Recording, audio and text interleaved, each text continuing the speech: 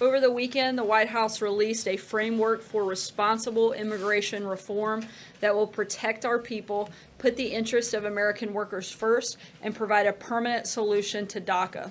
Our framework includes 4 pillars: border security, including the wall, DACA legalization, ending extended family chain migration, and eliminating the visa lottery, moving us toward a merit-based system of immigration. We look forward to working with Congress to pass and sign legislation that addresses each of these 4 pillars. Looking ahead to tomorrow, as you know, the President will deliver his first State of the Union address. The theme of the address is building a safe, strong, and proud America, which is exactly what the President has worked to do during his first year in office. I don't want to get ahead of what the President will say during his remarks, but it will obviously be must-watch TV. But I do want to make an announcement about one of the most important traditions, the guest who will be sitting in the First Lady's box. I'll name a few of those individuals and a little bit about them. First, Corey Adams. Corey's a skilled welder at Staub Manufacturing Solutions in Dayton, Ohio. Last year, Corey and his wife were able to become first-time homeowners, and they will invest their extra money from the Trump tax cuts into their 2 daughters' education savings. Elizabeth Alvarado, Robert Minkins, Evelyn Rodriguez, and Freddie Cuevas. These two couples are the parents of 2 beautiful young girls, Nisa and Kayla, who were brutally murdered by MS-13 gang members. Corporal Matthew Bradford. In 2007, Corporal Bradford stepped on an IED while deployed in Iraq. He was blinded by the blast and lost both of his legs. After multiple surgeries and therapy, he became the first blind double amputee to re-enlist in the Marines. John Bridgers. Mr. Bridgers founded the Cajun Navy in 2016, a nonprofit rescue and recovery organization that responded in 2016 to flooding in South Louisiana and in 2017 to Hurricane Harvey in Texas. He and his team have helped thousands of people across the South. David Dahlberg. Mr. Dahlberg is a fire technician who saved 62 children and staff members from a raging wildfire that encircled their camp in Southern California. Officer Ryan Holitz. Ryan serves as a police officer in Albuquerque, New Mexico. In his 6 years on the force, he has been shot twice and experienced several near-death encounters. Officer Holitz and his wife adopted a baby from parents who suffered from opioid addiction, breaking down walls between drug addicts and police officers to help save lives. Ashley Leppert. Mrs. Leppert rescued dozens of Americans during last year's devastating hurricane season. Agent C.J. Martinez. Agent Martinez is a special agent for ICE's Homeland Security Investigations Unit. His investigations have led to more than 100 arrests of MS-13 gang members who were prosecuted for crimes including homicide, assault, and narcotics and weapons trafficking. Staff Sergeant Justin Peck. Last year, Staff Sergeant Peck was part of a team clearing IEDs from territory previously controlled by ISIS. When one of his compatriots was struck by a blast, he rushed to their side, saving their life while risking his own.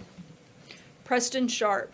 Mr. Sharp has organized the placement of more than 40,000 American flags and red carnations on soldiers' graves as part of his goal to honor veterans in all 50 states and to challenge others to join the Flag and Flower Challenge. Steve Staub and Cindy Keplinger. These siblings started Staub Manufacturing Solutions 20 years ago. Thanks to the Trump bump in the economy, they were able to grow to new heights in 2017, and thanks to the Trump tax cuts, they were able to give all of their employees larger Christmas bonuses. Some of these individuals' stories are heroic, some are patriotic, others are tragic, but all of them represent the unbreakable American spirit and will inspire our nation to continue growing stronger, prouder, and more prosperous. And with that, I will take your questions. John. Sarah, the news came down in the last hour that Deputy Director of the FBI, Andrew Mccabe, is stepping down. Can we get reaction from the White House? And is the President back at the end of December was tweeting about Andrew Mccabe in a less than effusive praise manner? What's he thinking about him stepping down? Look, we've seen the numerous reports, as all of you have, and any specifics, I can tell you none of this decision was made by that of the White House, and any specifics, I would refer you to the FBI, who I believe will be making a statement later today. You say that the White House was not involved in the decision, but clearly the president seemed to be involved in a public relations campaign against Mccabe. Oh, look, the president stands by his previous comments, but in terms of the situation today, as I just said, we've seen the reports just as all of you have. We don't have any specific comments, and I would refer you to the FBI for any specifics on the things that are taking place today. Jill? So when you say that you've seen the reports, does that mean that the president was not informed by anyone at the FBI that this was happening? Has he had any conversation with anything there? No, he hasn't. Cecilia? Can you say definitively then that the president did not play a role in Andrew McCabe stepping down? Yes, I didn't say the president wasn't part of this decision-making process, and we would refer you to the FBI, where Christopher Wray serves as the director, which, as I said last week, and I'll repeat again today, the president has full confidence in him and has put the decisions at the FBI in his hands. And did the president at any time convey that he wanted to fire Robert Mueller to anyone on the staff here? Not that I'm aware of, actually. Thank you. So, and just to kind of finish this loop, so no one at the White House contacted the FBI about McCabe. No one has put any directives or even had any discussions about his tenure at the FBI. Did anyone at the White House? Not that I'm aware of, nothing specific to McCabe and his stepping down as of today, if that is what is being reported. Jim? Sarah, what would you say to critics who believe that this White House and this president have had almost sort of a steady pressure put on the Justice Department, put on the FBI since the president came into office on this special counsel investigation? Whether it be conversations with Jeff Sessions' office about his recusal, whether it be about this desire for Robert Mueller to go away, and now with Andrew McCabe. There were even reports that Rosenstein was also feeling pressure from the White House. It sounds like there are multiple officials at multiple levels who are being pressured by the White House, by the president. What would you say in response to that I say what I've concern? said. I would say what I've said probably 100 times before, and continue. We'll say I'm sure 100 times today that the White House has been fully cooperative and is going to continue to be fully cooperative. In fact, we've gone above and beyond many times and certainly done everything that we could. The White House has provided over 20 witnesses and tens of thousands of pages of documents to the special counsel. We have done everything we can to be fully transparent, and we're going to continue to do that throughout the process. But what about this notion that the president has been applying pressure for months, steady pressure? The only thing that the president has applied pressure to is to make sure we get this resolved so that you guys and everyone else can focus on the things that Americans actually care about. And that is making sure everybody gets the Russia fever out of their system once and for all, that you are all reminded once again there was no collusion, and that we can move forward to focus on things like national security, the economy, and solving the immigration crisis that we have here in our country. So no obstruction of justice, nothing improper, nothing inappropriate here at all whatsoever from the president since he came into office when it comes to this investigation. No, and I think we've been pretty clear on that. Stephen? Sir, I have a question about the Nunes memo, but first I want to ask you if the president continues to have confidence in the man he appointed to be Deputy Attorney General, Rod Rosenstein. As I've said, when you guys ask this question about number of individuals, when the president no longer has confidence in someone, you'll know. On the memo, you had another question. I do have another question about the memo. The House Intelligence Committee could vote as early as today to release this memo that Chairman Nunes has reportedly crafted. The House rules contemplate that the president would then get 5 days to determine whether he has any cause to object to its public release. What's the current thinking? What's the current level of White House involvement in this decision? Can you shed any light on the process between this White House and Capitol Hill with this question? Look, no one at the White House has actually seen the memo, so it would be hard for us to make a decision or to speak about it before that would take place. Right now, we're letting the House process play out, and if and when it's time for the White House to weigh in, we'll do that through the proper protocol, making sure we follow legal process. But again, we're not to that that point in the process yet. Margaret. Sarah, two questions. Well, just following up on that, is the White House, I know you said you have to wait and see, but is the White House open to the idea of a release of this memo to the public? And can you say in the State of the Union address whether the president will mention at all this ongoing Russia probe, which you said, is really Russia fever that the country needs to get out of its system? Will he address it in any way? To answer your first question, we want full transparency to what we've said all along, and we'll make a decision when and if that time becomes necessary. In terms of the State of the Union, I'm not going to get ahead of the President's address. It's tomorrow night. I know you are all excited and will eagerly tune in and can see at that time exactly what is going to be included. But he April. doesn't feel a need to address it. I think we've addressed it every single day that we've been here. It's one of the questions you guys ask over and over and over again. In fact, we spend more time on that than we do any other topic, despite the fact that time and time again, poll after poll says that, frankly, no one cares about this issue, and it's certainly not the thing that keeps people up at night. We'd love to talk about all of the things that do, and my guess is that will be the focus of the President's State of the Union tomorrow. April. Two topics. Back on the State of the Union. Typically, when the presidents give their State of the Union address, particularly this first, presidents normally are optimistic when they say the state of our union is. What is the state of our union today? I think it's incredible, and I think that you'll hear that in the president's words tomorrow night. Look, we've got an economy that is booming.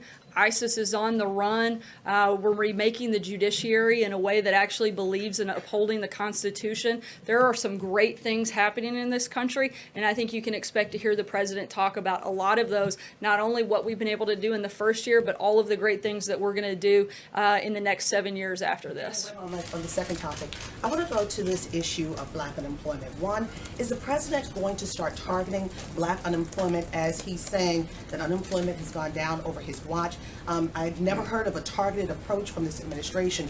And is this administration aware that the black unemployment rate from December, 6.8%, the white unemployment rate is 3.7%, the Asian unemployment rate is 2.5%, and the Hispanic unemployment rate is 4.9%.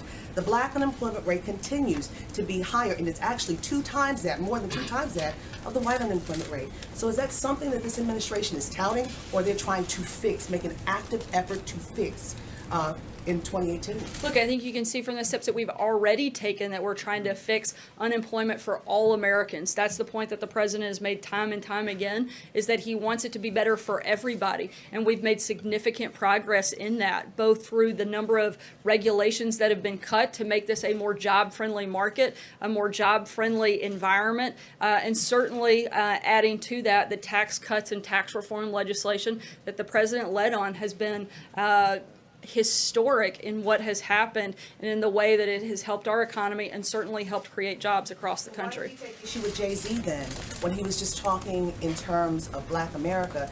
He took issue, has he seen my black, and he screamed with caps, all caps, has he seen my black unemployment number? Because they're better than they have been, and we're certainly making progress, and we want to continue to do that.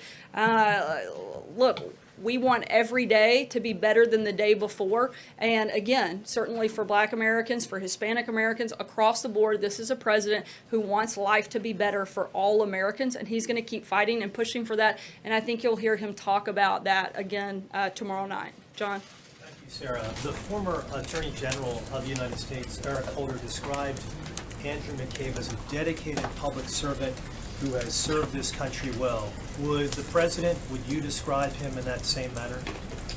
Look, I don't have a personal relationship with him, so I'm not going to describe him. I think we've talked about some of the concerns that we have with some of the actions that he's taken. But in terms of anything specific regarding the deputy director, particularly the news reports of today, I would refer you to the FBI. Francesca? The president, based upon past tweets that he's put out regarding Mr. Mccabe, does not seem to be a big fan of Mr. Mccabe. Is he disappointed that he's leaving his post as the deputy FBI director? I haven't asked him if he was disappointed. I can tell you he didn't play a role in any of that process, and again would refer you to the FBI for any specifics. Francesca? Thank you, Sarah. In one of the president's tweets in December, though, he did say that Andrew Mccabe is, quote, racing the clock to retire with full benefits 90 days to go. So does the president believe that Andrew Mccabe should be allowed to retire with full benefits? Again, I would refer you to the FBI for any specifics around the news of today of his stepping down. I have a question about the State of the Union. You mentioned who was going to be in the First Lady's box at the State of the Union. You talked about a lot of the different guests, but I didn't hear anything about the President's family. Can you say which of the President's family members will be there? And can you also potentially preview for us some of the travel that the President might take? Usually the President takes travel to push his agenda afterwards. In terms of family, all of the President's children, along with the First Lady, will be at the State of the Union with the exclusion of Barron. I don't believe he will be attending as of right now.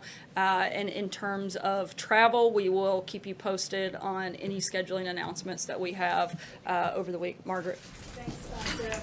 I want to ask you a question about the 5G network, but also before I do that, Treasury is set, I believe the deadline is today, to release 2 Russia-related reports to Congress. Can you tell us whether that's actually going to happen today and whether the names on the oligarchs list will be public and on the impact on sanctioning? Will portions of that be public also? We do expect the reports today, and I would refer you to the Department of Treasury for any specifics on that as that happens. So if that's something you guys can coordinate, that would be really helpful.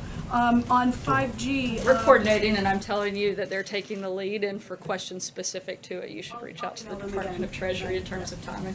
I'll let them know that you said they can tell us. On 5G, I know there's a lot of speculation about what might happen and whether there is a security case to make for one secure network, but some experts, including the Republican FCC chair, I guess, are a little concerned about the idea of one nationalized network. Can you bring us up to speed on whether that idea is dead or very much still alive, where that stands? Look, as we outlined in our national security strategy, I believe it was actually on page 19, a few people will be proud of me for memorizing that.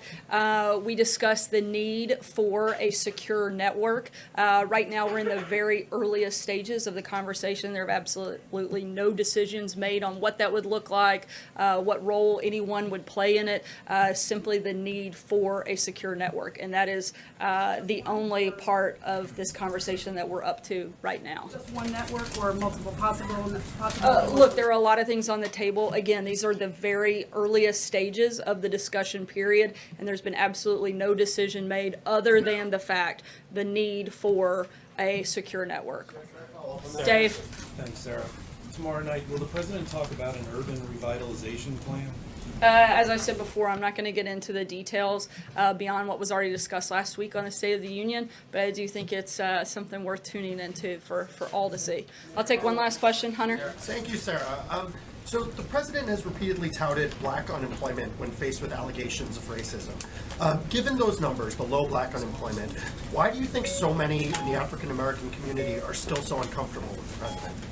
That's a question you would have to ask them, but we hope and pray and expect to spend every day working to build a greater relationship within that community. And as I said before, with all Americans, this is a president who wants to lead for everybody. He's not looking to lead for any one person, any one group, but he wants to be the president of the United States. And I think that if you look at the policies that he has enacted over the first year, you can see that he's doing exactly that. He's building an economy that helps every American. He's cutting regulations that help every American. He's helping put ISIS on the run, which helps on the safety and security of all Americans. He's helping secure the border. He's helping to put an end to loopholes in our failed immigration system. All of those things benefit all Americans. That's what this president is focused on, and that's what we've done in our first year, and that's what we look forward to doing in the next 7 years. Thanks, guys.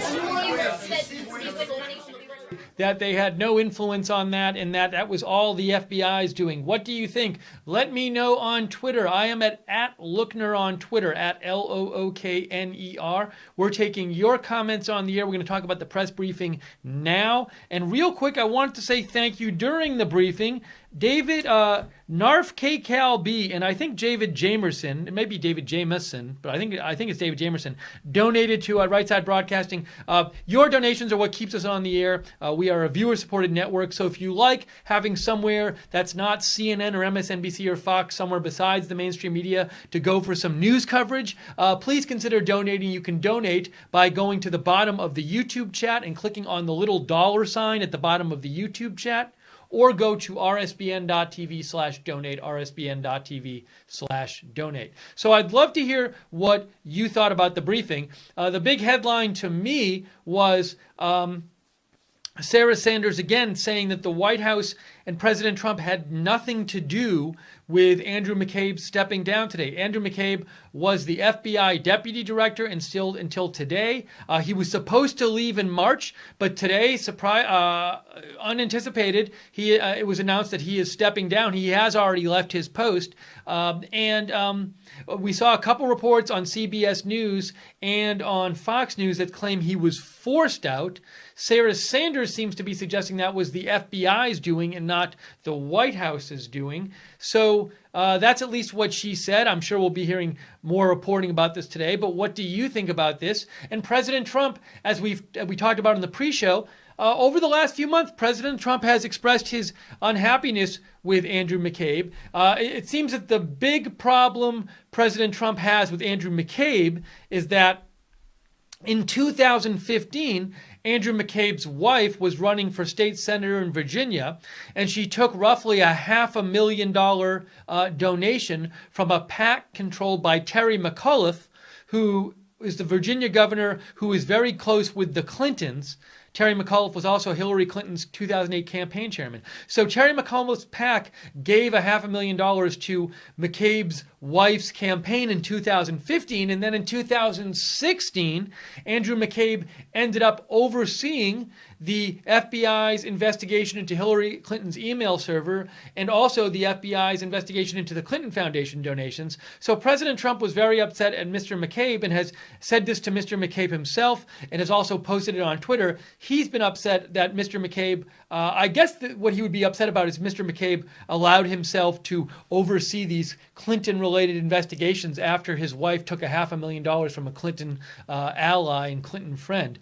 So President Trump has expressed his displeasure with Mr. McCabe, with Andrew McCabe over in tweets and in a meeting with Andrew McCabe after James Comey was fired. So, and also in that meeting after James Comey was fired and Andrew McCabe was for a time the acting director of the FBI, President Trump reportedly asked Andrew McCabe who he voted for. So it was no secret that President Trump was not happy with Andrew McCabe, but Sarah Sanders today insisted that the White House had nothing to do with Andrew McCabe's leaving today, announced with Andrew McCabe's decision to step down or being forced out, as the case may be. We don't really know. So give me a shout on Twitter. What did you think about Sarah Sanders saying that? Give me a shout on Twitter. Let me know. I am at Lookner on Twitter, by the way. Also, the House Intelligence Committee is voting on whether to release that memo that Devin Nunes has prepared in the House Intelligence Committee, which charges supposedly that there were inappropriate actions taken by, is it the FBI and the Department of Justice, or some combination of them, or one or the other, in obtaining a FISA warrant to survey Trump associates. So that memo might be voted, the House Intelligence Committee might vote to approve the release of that memo today. However, the president gets 5 days to decide whether to have that memo released, because that is classified information. I guess the memo is technically classified right now. And Sarah Sanders was asked in the briefing, will President Trump approve releasing that memo? And what Sarah Sanders said is, she said, well, we haven't read the memo yet at the White House. So if the House Intelligence Committee approves releasing it, we want to read it first before we approve of its release. But she has also said in the past, Sarah Sanders, that President Trump wants transparency. So we'll have to see what happens. Anyways, give me a shout on Twitter if you have comments. I want to read your comments here on the post show. At Lookner on Twitter. Irredeemable Cube says, am I the only one who gets really irritated when press people's iPhones ring in the middle of a briefing? I hate when phones go off in church, and I think it should be grounds to lose a press badge if you don't mute your phone during a press briefing.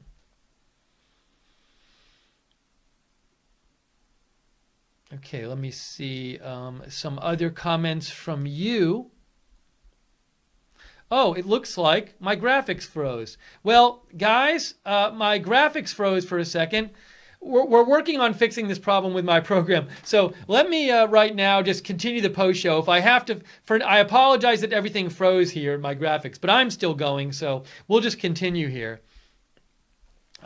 Reagan Better says, thanks for letting me know though. Reagan Better says, it seems the media is blowing off Trump's State of the Union address, instead sitting on investigations. So Reagan Better, it sounds like you would have preferred more questions today about the State of the Union address. And I do think you make a reasonable point, which is that it's an important address, and there were very few questions on it today. There were a couple of questions on it today, the State of the Union, but I guess I could have seen a world in which there were more questions. So I understand where you're coming from, Reagan Better.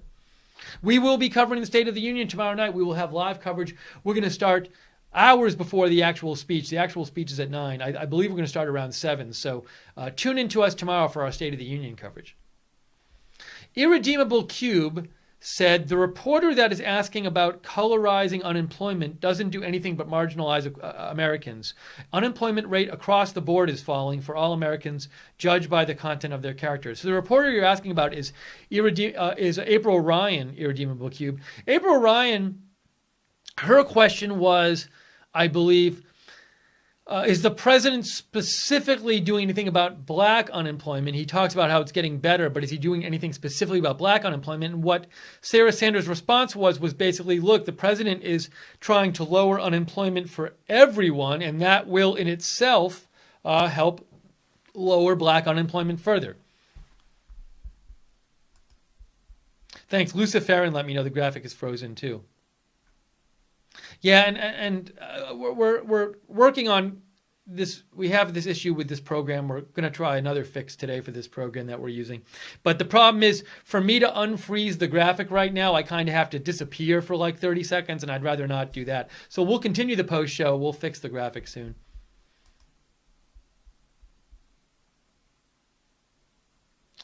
Hamfried writes, can April Ryan make it through a news conference without implying that Trump is racist? Why does she get a question every time? It's always race baiting. That's from our viewer Hamfried.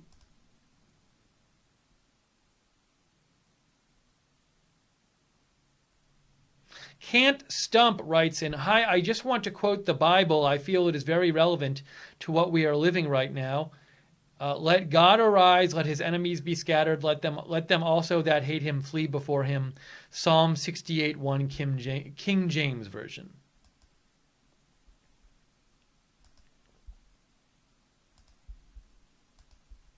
So we are here covering the White House press briefing. We just had the briefing. We just heard the briefing, and we saw it here at Right Side Broadcasting. And we are taking your comments on the briefing. Hey, we got a donation from T. Ryan. T. Ryan made a donation and said, why do African Americans still dislike Trump? Now, I don't think T. Ryan, all African Americans or any ethnic group dislikes Trump or likes Trump. I'm sure there are members of both in all ethnic groups. But it sounds like you think that they should, more of them should like him than do. I'm not going to speak for another ethnic group, or any ethnic group actually. So that's a question you will have to go and ask people yourself what their opinion is, who are of that ethnic group. But thank you very much, T. Ryan, for supporting Right Side. We very much appreciate it.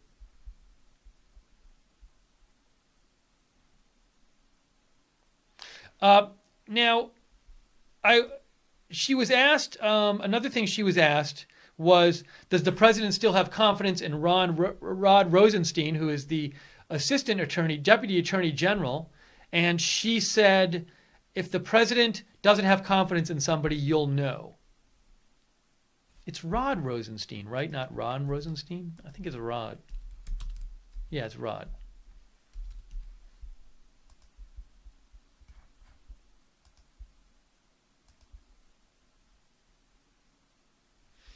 Based Melissa says, how is that payment to McCabe's wife not supposed to look like anything but a bribe? Too many conflicts of interest. So it sounds like, Based Melissa, you don't think, like President Trump, don't think that McCabe should have been overseeing the FBI investigations into the Clinton email server and to the Clinton Foundation, the year after Hillary and Bill Clinton's friend Terry McAuliffe gave Andrew McCabe's wife a $500,000 donation for her campaign.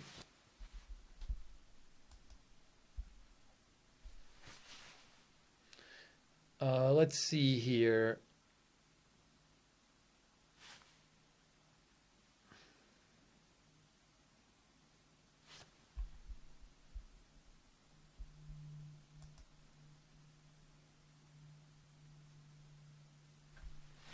Obama's birth certificate forger wrote me. I'll try to, it's a little unclear, this tweet. Let me try to parse it out. It says, FBI too close. Trump, Clint R. Moore, uncle to M. Zolo Moore did something to a teenager in the same house Obama stayed in for a week. House was sisters who is forger. I'm not clear. I haven't heard these charges, Obama's birth certificate forger. So if you have a link or something you want to send me, I'm not familiar with the charges, but I want to read your comments. So thank you for writing in.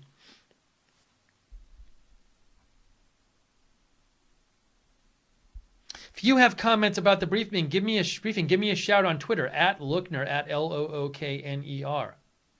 Grant says Trump will read out the memo at the State of the Union. I don't believe that's going to happen. You never know, though. So Sarah Sanders was asked a couple different questions about whether President Trump would say X or Y or whatever at the State of the Union. She basically wouldn't say anything about it. She said, watch it tomorrow to find out what he's going to say.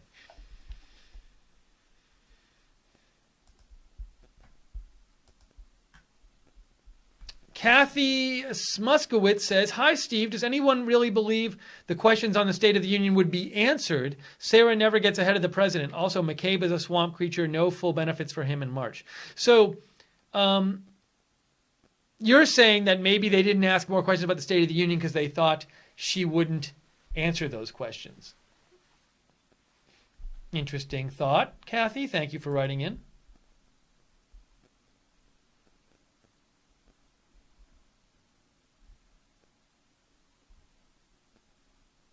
I don't even know, was there like one question? I feel like maybe there was one question on the release of the immigration policy today, but maybe there wasn't.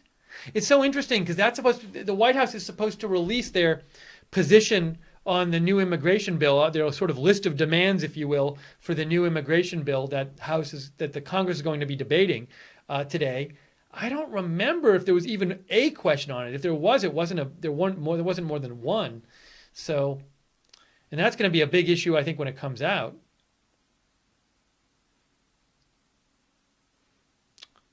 She also said today, Sarah Sanders, we spend more time on the Russia investigation in these briefings than any other topic, even though polls show no one cares. That's something she said. And she directed, reporters kept asking about the whole Mccabe leaving today. And she said Mccabe leaving his job today as deputy director of the FBI had nothing. She said the White House wasn't involved with that. And she kept saying, I direct you to the FBI with those questions. So I guess the question is, will we hear from the FBI today? Will they make a statement because Sarah Sanders directed the press to the FBI to answer questions about Mccabe leaving or being removed? We're not sure what happened, or being forced to resign. But I wonder if we'll... Oops, geez, my mouse just fell on the ground. Oh, I wonder if we'll hear anything from the FBI today. There'll be some sort of FBI press briefing. I haven't heard of anything.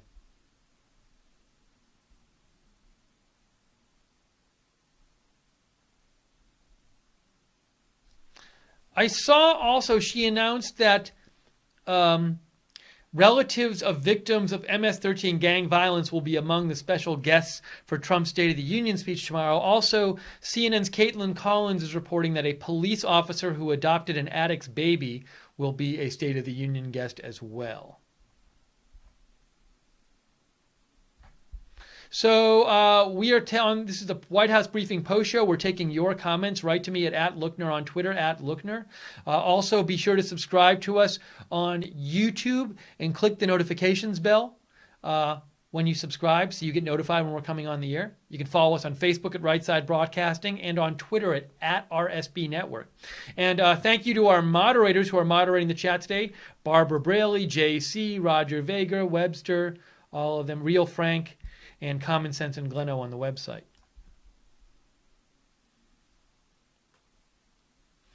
Can't Stump writes, the memo will be declassified tonight, and your president will be letting the whole nation know about its contents tomorrow. Till then, enjoy the swamp draining itself. Reagan Better says, I'm concerned about inflation under Trump, housing rates up to 4% with job market improving. I have read some stuff where people are concerned about inflation, and why people are concerned is the economy is heating up. So, I think, look, if we end up getting some inflationary pressures from the economy heating up, that's a good reason to get inflationary pressures. But, you might very well see, I just read an article this morning suggesting you might see interest rates going up to keep inflation down. So we'll have to see what happens.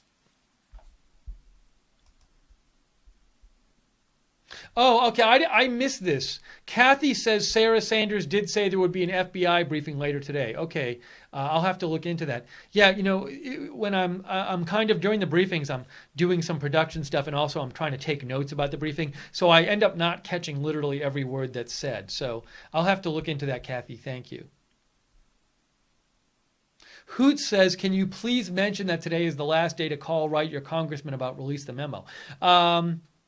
Now, I'm not sure why. You can write on any day. Maybe they don't vote today on whether to release it. So I'm not sure about it being an official last day to write them about it. You can write them whenever you want about it. But I guess what you're saying, Hoots, is if maybe you're saying if you have a congressman and you want to write them about the House Intelligence Committee voting on release the memo, you should do that today because they're supposed to maybe vote on it at the end of the day.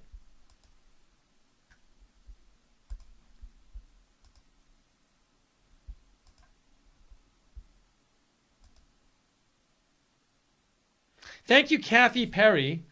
Kathy Perry sent me a couple messages during the pre-show, and I hadn't seen them yet. I'm sorry. Kathy, one of the messages she said was that she just mentioned one. So we had a couple other viewers mention this too. That according that we saw reports say FBI Director Wray viewed the memo yesterday, and now today Mccabe is. It was announced that Mccabe is no longer deputy director, stepping down. But I haven't heard that there's a connection between those two. I honestly don't know.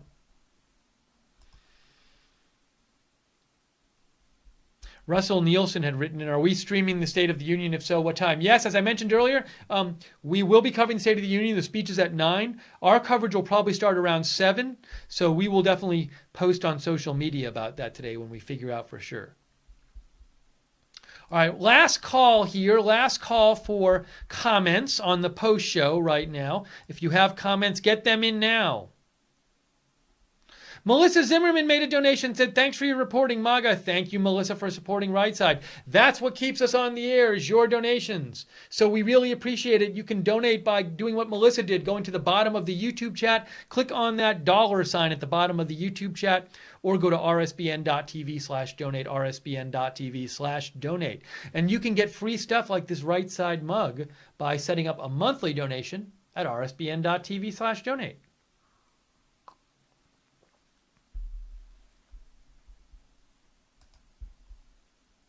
Donna Maria says she heard there will be a 5 p.m. today vote on Memo. I heard there was supposed to be a vote later today on the Memo. Now, who knows if that actually happens? I would assume it could change. But we'll let you know what we hear about that.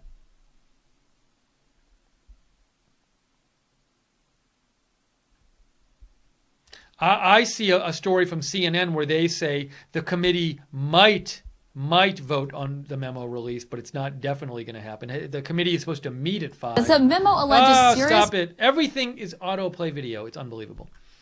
And the new thing with websites is there's no way to even, they used to say they used to give you an option to turn autoplay off or on. Now they don't give you that option anymore. Yeah, the House Intelligence Committee is meeting at 5, but they haven't said if they're definitely going to vote on the memo release or not, from what I just saw.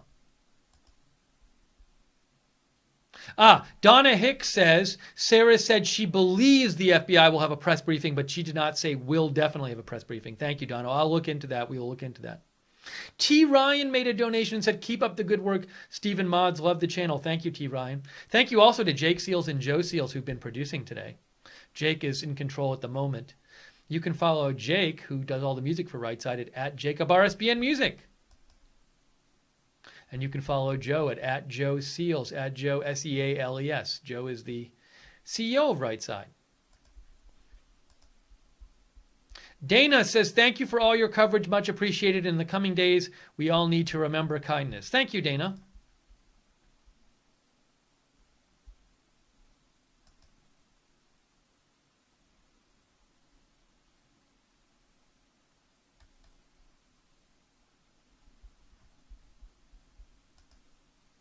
All right, I think we're going to wrap up the post-show coverage right now.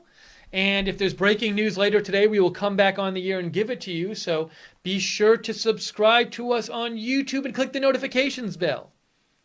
Also, you can follow us on Twitter at RSB Network. I'm on Twitter at Lookner. So I'll post if I'm coming back on the air. And I'll also post, I post about breaking news all the time. I'll post if there's breaking news today. Even if we're not on the air, I'll post about it. So you can follow me on Twitter at Lookner. And on Facebook, we're Right Side Broadcasting. Thanks again to all of our moderators for moderating today. And everybody who sent me comments and news tips, very much appreciated. And all the donors who donated, of course. You keep us on the air, so thank you, donors. And thank you to Jake again for producing, Jake Seals. And thanks everybody in the chat room for participating in the chat. There is a Chad C says, why no Patreon for RSBN? There is a Patreon for RSBN. You can access that at rsbn.tv/donate, or you can go to, let me get you the RSBN Patreon. It's patreon.com/RSBN. That's where you can set up a monthly support of, become a patron of RSBN. Set up monthly donation, and then you can get goodies in exchange for it. That's at patreon.com/RSBN. Thank you for saying thanks in the chat room. Thank you to Light Switch and The American, and T. Ryan, and DM, and Irene Soto, and Swoosh. And Yak Yik is there in the chat room. GTO Mama, Tia Marie. Yes, Chad C. We are at, if you want to find Right Side on Patreon, patreon.com/RSBN. Thank you, Zach C., Linda, TC, Babak, Jessica Pearson, Grant Patillo, Yvonne Salon, Steered Wheel Bearing, David Pollock, Jason Thornton, IB Javier, DM YouTube 13, and of course our moderators, Barbara Braley, Roger Vega, Webster, JC, Guinevere, thank you. Vicky McGregor, thank you. Marie K, thanks. Jace Heater, thank you. Swoosh, thank you. W.H. McGill, thank you. One of We the People, Claudia S. We're getting a lot of thank yous today. Thank you. Will Redding, thank you. Wingo Poe, thank you. Kenneth Vaughn, thank you.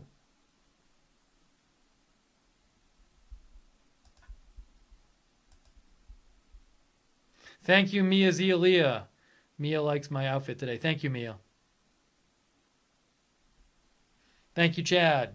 All right, we're wrapping this up. Thank you again to Jake Seals and Joe Seals for producing today. Please join us tomorrow night for the State of the Union address. We look forward to bringing that to you. And we'll be on the air before then if there's big news. And Carl Peterson always gets a last donation, and it seems like. Thank you, Carl Peterson, for your support of Right Side Broadcasting. Your support keeps us on the air. Thank you so much. Carl says, RSBN MAGA campaign never ends. Thank you, Carl. Okay, that's it. We're wrapping it up. Thanks for joining us today for the White House press briefing, and hope to see you at the State of the Union coverage tomorrow. For now, I am Steve Lookner. For Jake, for Joe, for all of us here at Right Side Broadcasting, have a great day, and we will see you soon.